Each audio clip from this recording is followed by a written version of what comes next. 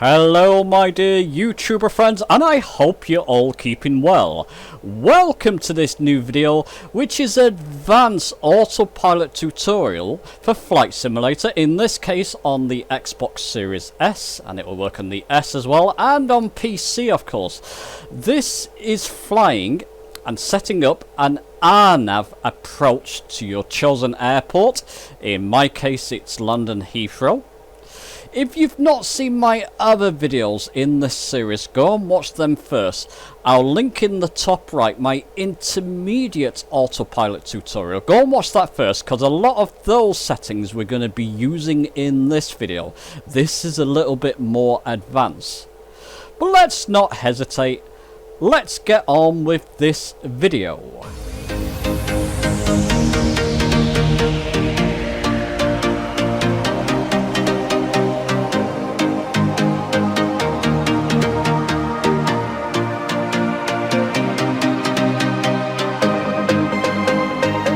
And okay, so to set up this flight, we're on the main menu, using the mouse just for ease. I'm going to zoom in southeast of England, as you can see there. You should be pretty familiar with this if you watch my videos. Going to click on London City, left click, set as departure. Zoom out a little bit, come on. Go to Heathrow and just do the same there, left click, set as arrival. I think it sets us up at runway 27 right by default. We're going to change that in the actual aircraft itself, so don't worry about that. I've got the Cessna 172 with the G1000s pre-selected. Let's go fly. Okay, so I'm loaded in at London City Airport. First thing I'm going to do, I've got live multiplayer on. I thought it would be nice to see a few people flying around. Adds a bit of life to the simulator. I'll go to the weather tab on top here. And I'm going to change this to live weather, because London at the moment is pretty cloudy. And it's quite atmospheric. And ideal if you're going to be using an instrument approach like RNAV.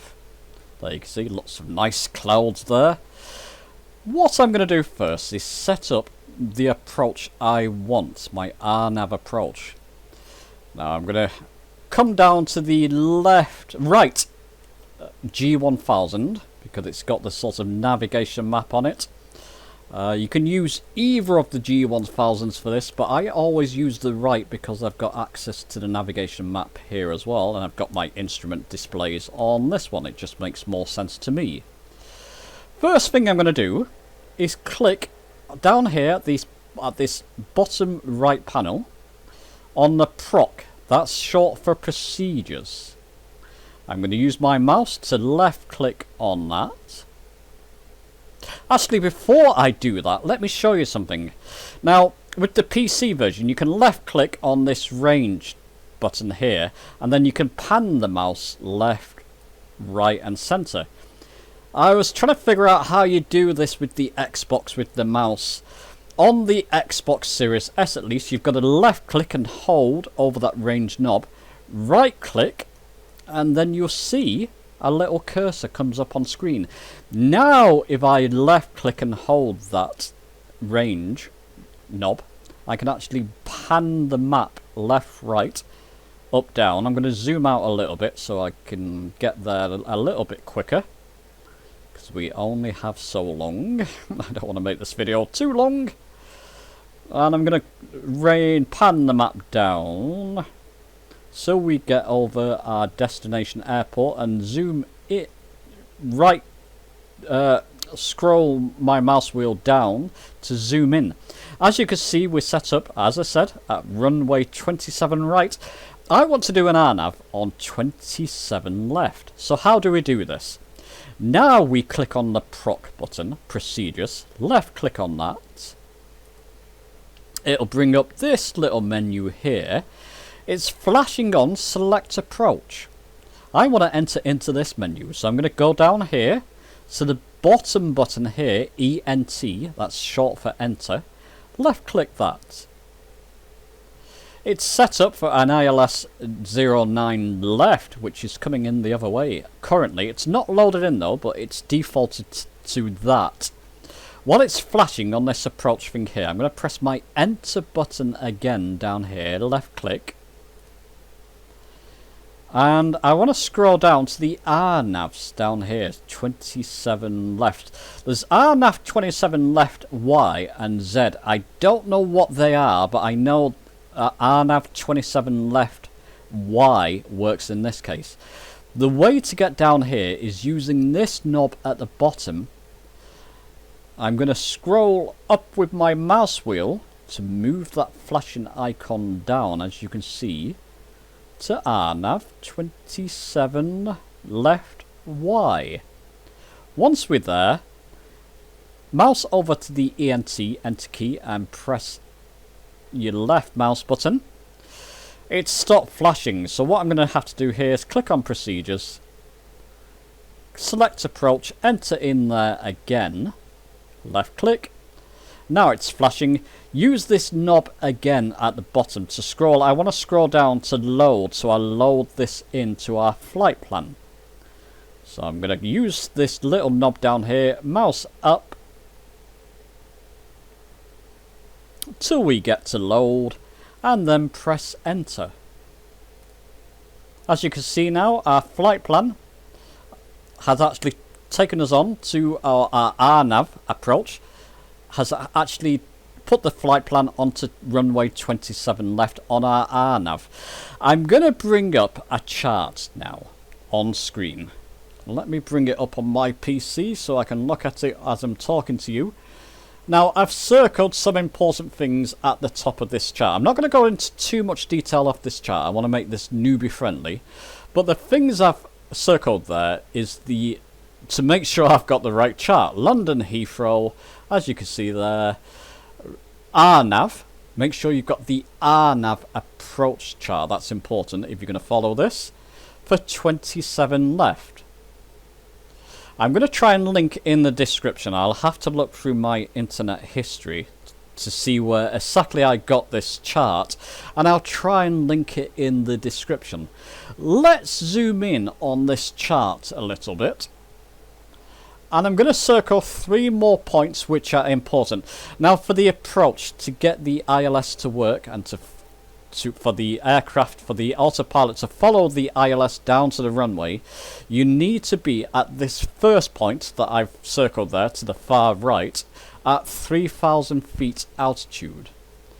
Then we quickly need to come down to 2,600 feet to get on the glide path. In this case, with ILS, it's glide slope, and I've said it correctly at last.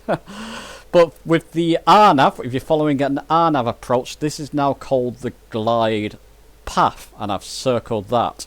And with all going well, our autopilot should follow that glide path down to the runway. Let's get rid of that chart.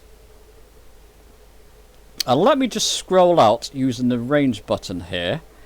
Now, as you see, these points here correspond to what I just showed you on that chart. That's our 3,000 feet altitude point, and that's our 2,600 feet, and this long line here will be our glide path onto the runway. That will make more sense as we go through this video. I'm going to left click on that knob and right click to put us back to where we are in the world. We are at London City Airport. That's now going to follow our flight plan as we come down to our first waypoint here, as we come into the airport. Let's just zoom in on that by scrolling down so I've got a better view, and let's carry on.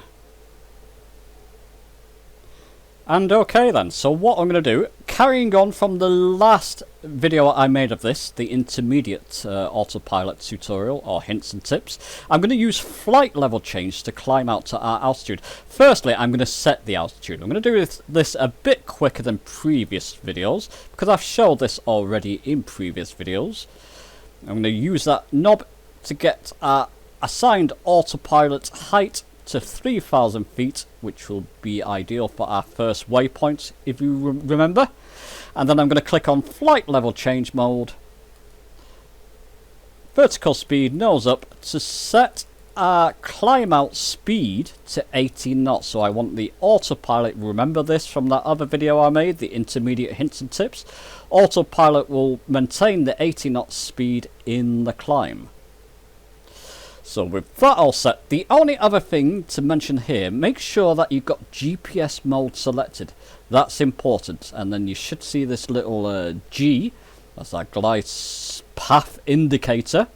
And this will be important later, come up here as well. If you haven't got GPS selected, RNAV follows GPS. If you haven't got it selected, press the CDI key until you see GPS here, and this pink line here, and the glide slope indicator here. So with that all set now, let's release the parking brake, throttle up, and go for a nice fly, hopefully. So we'll just get up to takeoff speed. It's always a bit tricky when taking off and landing in world weather, but it adds a bit of adventure.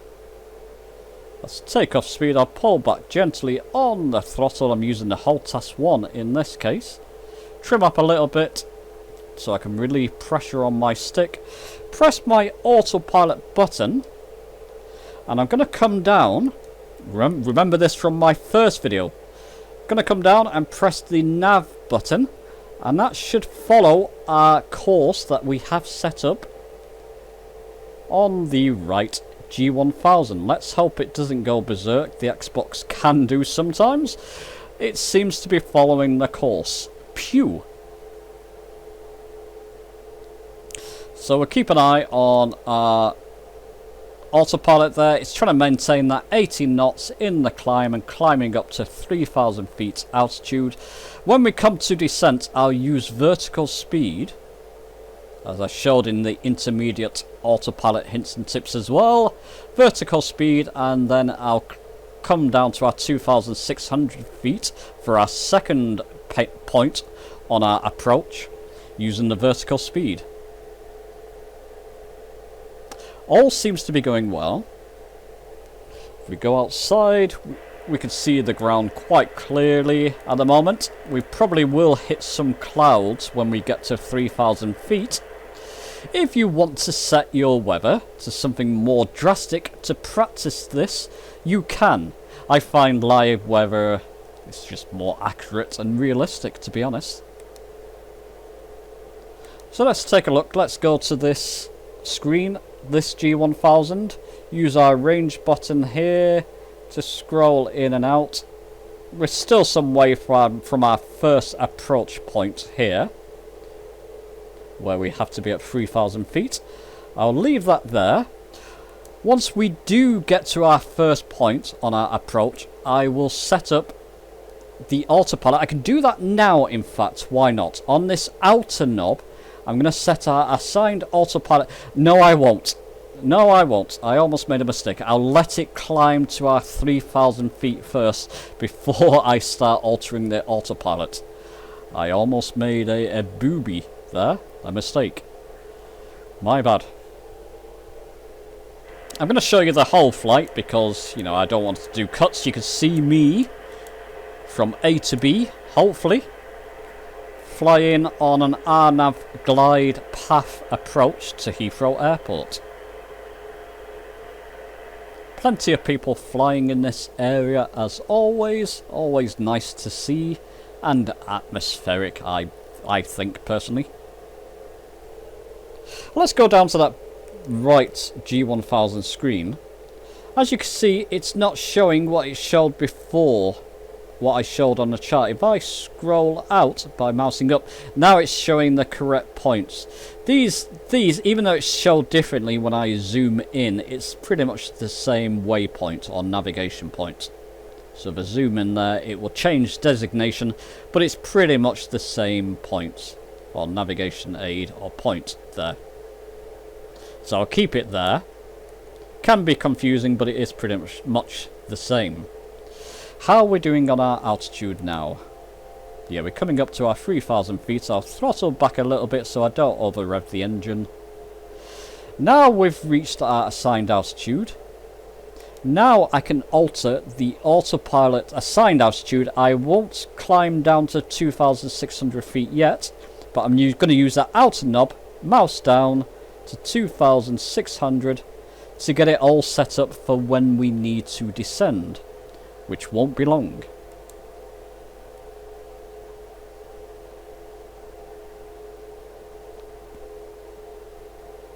So all's going well. Lovely sights outside the window. Do look around. We've not hit cloud. We can see the ground clearly, so we're not going to have any sort of missed approach scenario here, because we can see the ground and we'll be able to see the runway quite clearly. So nothing to worry about there.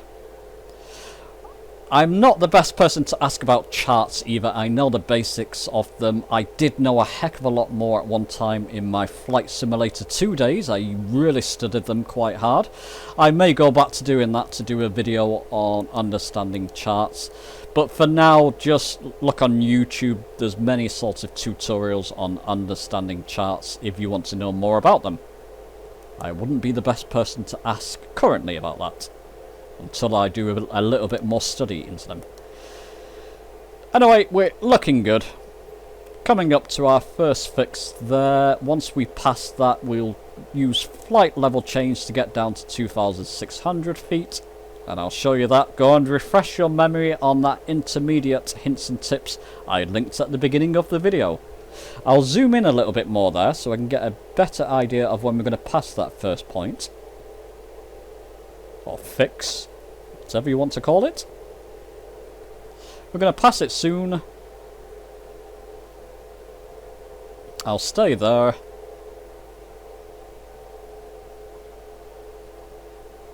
Anytime soon.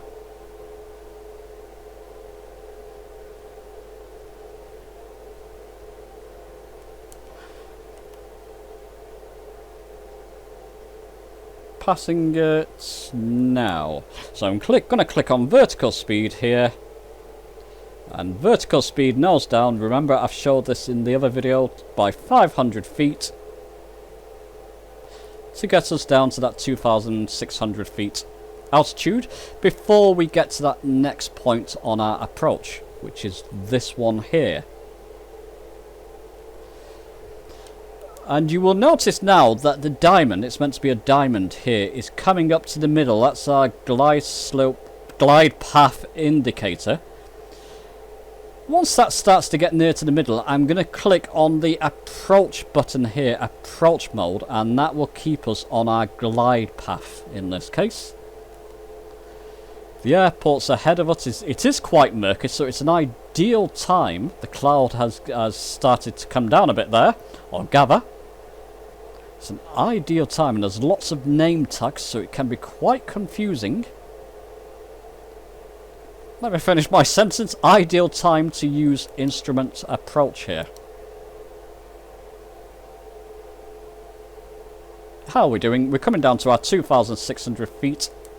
And I'm going to click now, because I'm nearing that second point, my approach mode button.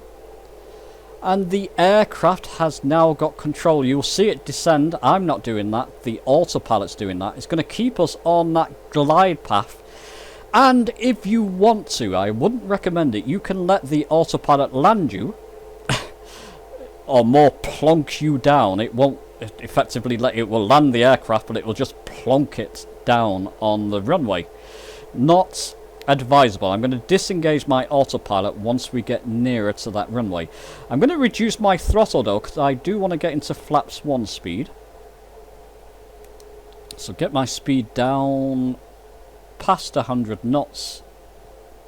There, you can see the runways quite clearly in front of us. The autopilot's guiding us down on a perfect approach there, which is good.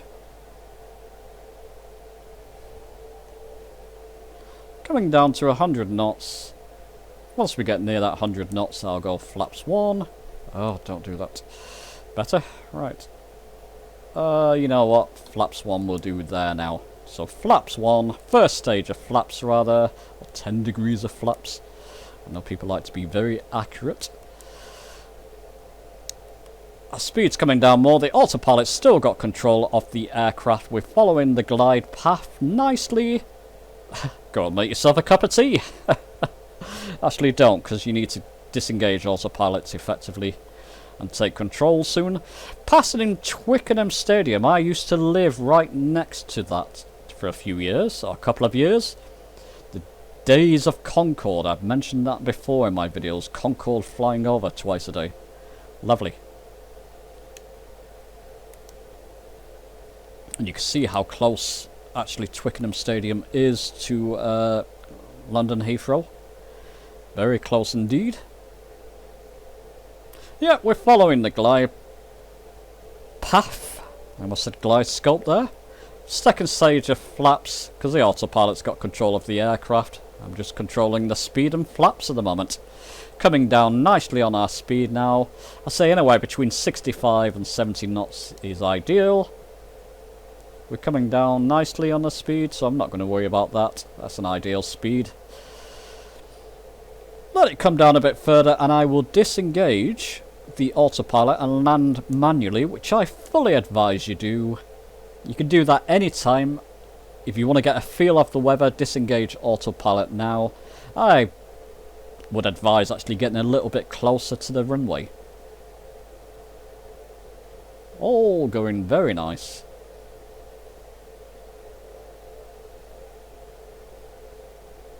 Lots of people. Is this guy landing on my runway to my right there? Fear, whatever your name is. I'm going to call you Fear. I'm fearing you. Actually, no, he's going on runway 27 right, it looks like. Good. I think that's great, watching multiplayer people fly and land on runways. As you can see, I just have all the time in the world to chat to you now. Speed's good. Yep, perfect. Coming down nicely. It looks a little bit windy and wobbly.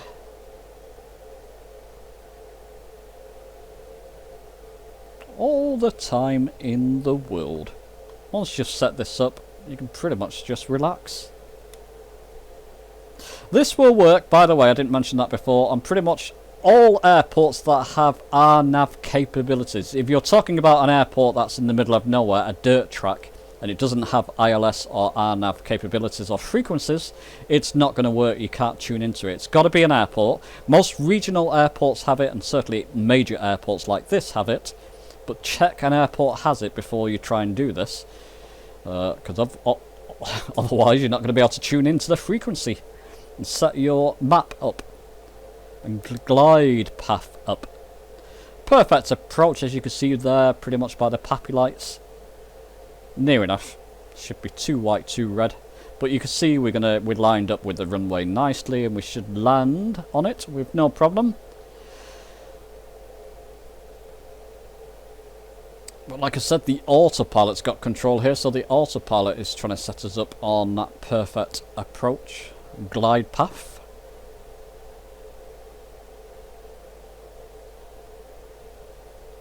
Ooh, bumpy, bumpy, bumpy. You know what? Disengage autopilot. Let's hand fly this. So if I've not made a mistake here, I'll control my altitude with my throttle here. Actually, let's just keep that up a bit so we get nearer to the runway.